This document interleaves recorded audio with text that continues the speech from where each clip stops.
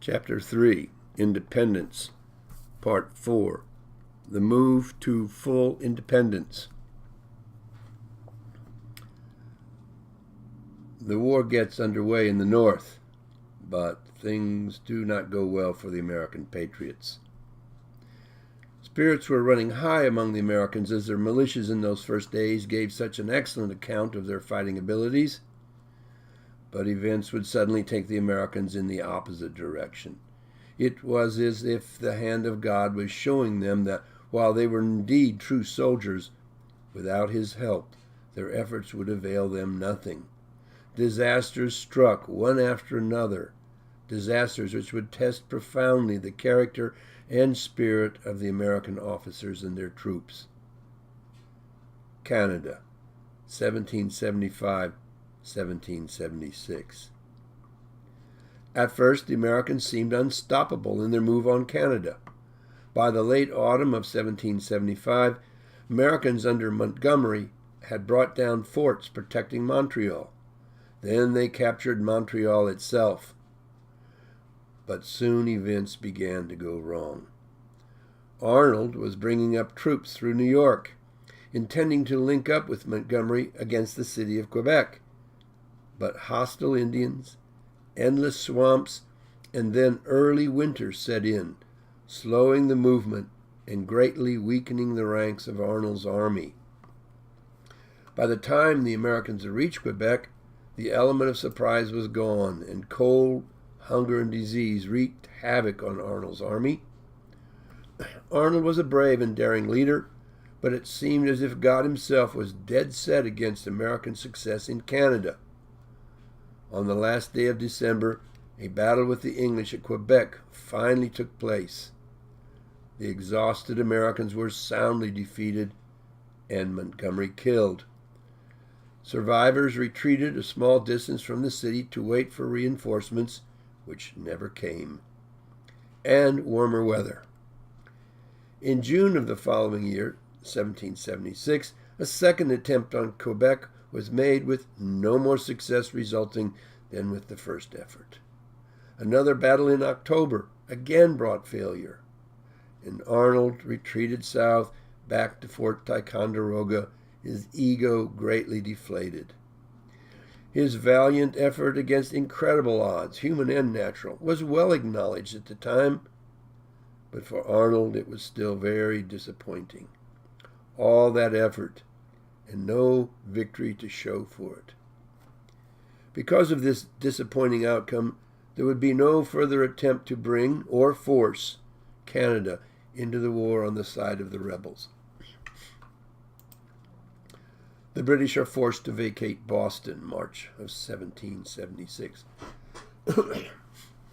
While over the winter of 1775-1776, the British and American armies sat facing each other across the watery surrounds of Boston, in a most amazing feat, Henry Knox brought down 60 tons of cannons and military supplies from Ticonderoga, November 1775 to February 1776, through huge snowstorms to reinforce Washington's army, which was running low on such supplies, but, for that matter, on almost everything else.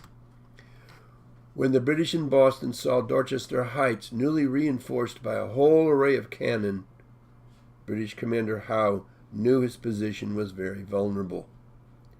He decided on a massive assault in March of 1776 on the American position, similar to the one at Breed's Hill.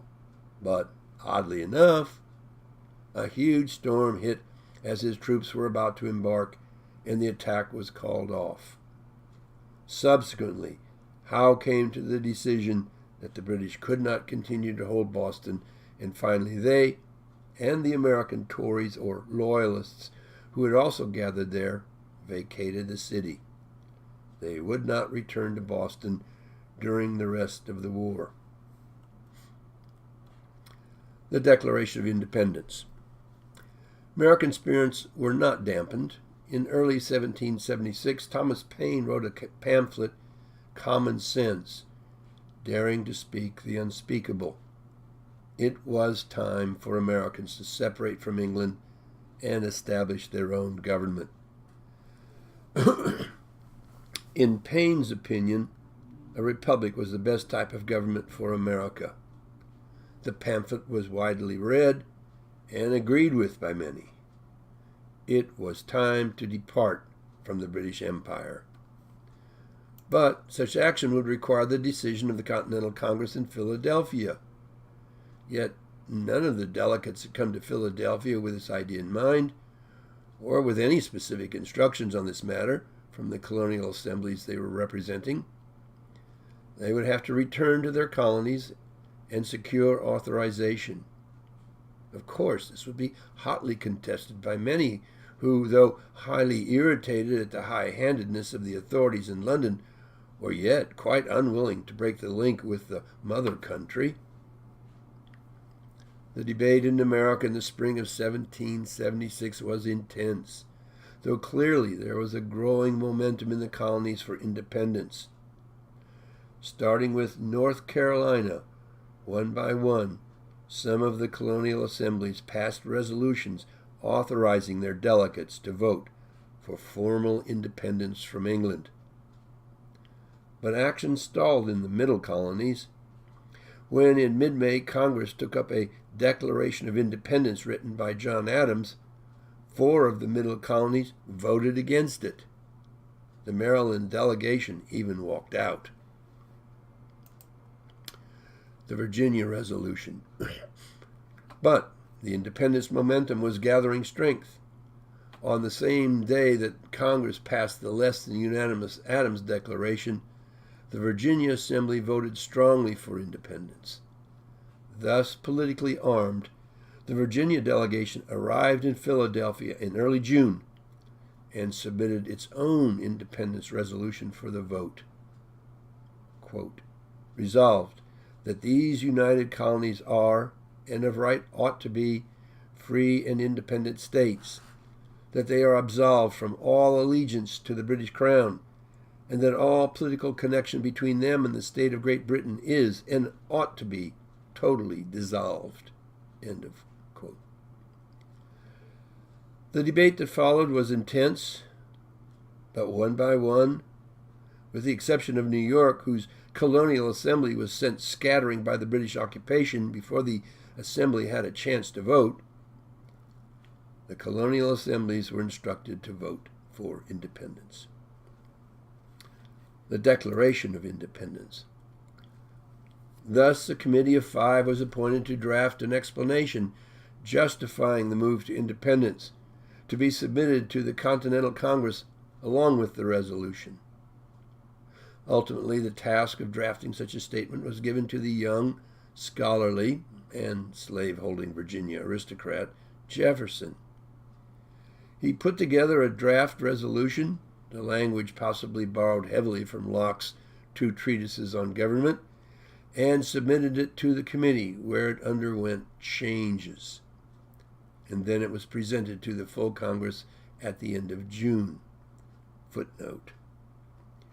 Words and sentences were revised, and about 1/4 of Jefferson's text was cut out, including an assertion by Jefferson that slavery had been forced on the colonies by Britain, causing Jefferson to be deeply irritated by this editorial slighting of his personal creativity. Also, the irony in Jefferson's statement that all men are created equal was the fact that he himself owned a number of slaves who, though men, were certainly not created equal, nor endowed with certain unalienable rights. Anyway, the famous preamble states the case clearly. We hold these truths to be self-evident, that all men are created equal, that they are endowed by their Creator with certain unalienable rights, that among these are life, liberty, and the pursuit of happiness, that to secure these rights, governments are instituted among men, deriving their just powers from the consent of the governed, that whenever any form of government becomes destructive of these ends, it is the right of the people to alter or abolish it, and to institute new government, laying its foundation on such principles and organizing his powers in such form as to them shall seem most likely to affect their safety and happiness. When the Congress moved to a preliminary vote on the independence resolution on July the 1st, there was by no means unanimity in the Congress. Several states voted no, but 9 voted yes. So the resolution was approved as ready for a final vote the next day, July the 2nd. On that day, a formal vote was taken, with Pennsylvania, South Carolina, and Delaware finally lining up in support of independence. New York, still having no instructions from its assembly in exile, again abstained, but got instructions a week later to support independence. The document was put in its final edition on the 4th of July, and then, no one is sure exactly when, the delegates began adding their signatures to the document. Now the colonies were no longer just that. As they saw things, they were now 13 free and independent states. The Articles of Confederation, November 1777. At the same time that the committee was appointed to draft a document explaining America's Declaration of Independence, Congress appointed another committee to draft a constitution for the government that would oversee a union of the 13 new states in the struggles that lay ahead. But unlike Jefferson's Declaration of Independence, which was drawn up in very short order, work on this new constitution was very slow going. The draft for a confederation of the 13 states was finally voted on by the Continental Congress in November of 1777 and sent as the Articles of Confederation and Perpetual Union to the states for ratification. But the ratification process was not completed until 1781. Nonetheless, the political reality was that the Confederation was fairly well understood to be operative from the moment that the final draft of the Articles was approved by Congress and sent to the individual states for ratification. The slowness of the process was not because of the newness of the idea of a written constitution for America. Although the English had a constitution which was largely unwritten, but based on time-honored political traditions that all Englishmen understood well, the colonies had been contractual affairs virtually from their founding. All had been founded in accordance with basic charters that explained in legal detail the purpose and operations of each of the colonies. These had been revised over the years, and in fact, with the Declaration of Independence of the 13 colonies, each of them became busied in writing new constitutions, outlining their structures and functionings as independent states. The problems were largely political, most frequently disagreements over border questions. Now that they were independent, each state began to look to its own future, its growth, its expansion, and this frequently brought them into conflict with each other over the question of state title to the western lands. Nonetheless, the states did need to work together. So even if they had not formally signed on to the Articles of Confederation, they operated pretty much as if it were in full effect. Thus, the Continental Congress really saw itself early on as the legislative branch of the Confederacy, fully ratified or not.